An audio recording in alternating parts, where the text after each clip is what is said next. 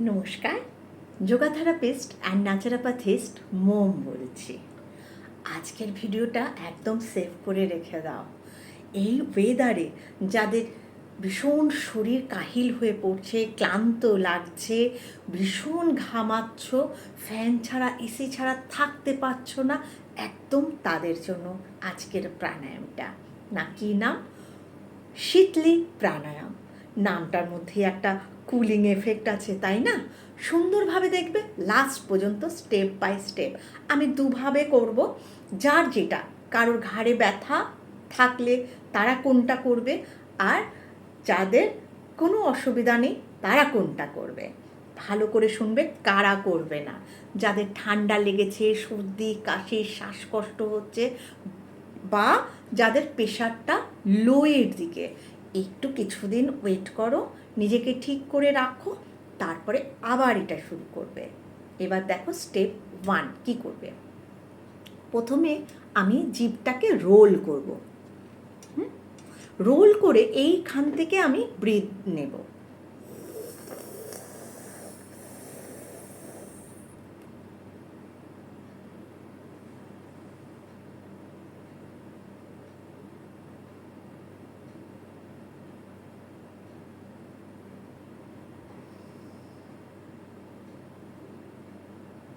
মুখ থেকে নেব আর নাক থেকে ব্রিথ আউট করব।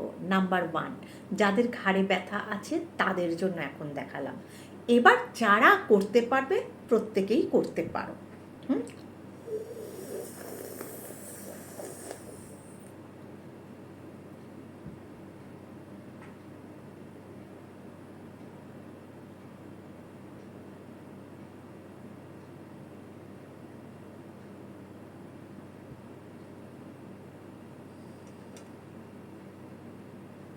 মাথায় রাখবে, আমরা জিভটাকে হোল করে নেব আর ব্রিথ আউট করব নাক দিয়ে।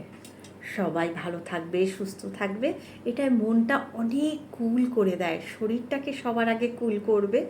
এবার শরীর কুল থাকলে, শরীর ভালো থাকলে, শরীর যদি সচেতন এবং সহজ সতেজ থাকে, মনটাও সহজ সরল সতেজ থাকবে।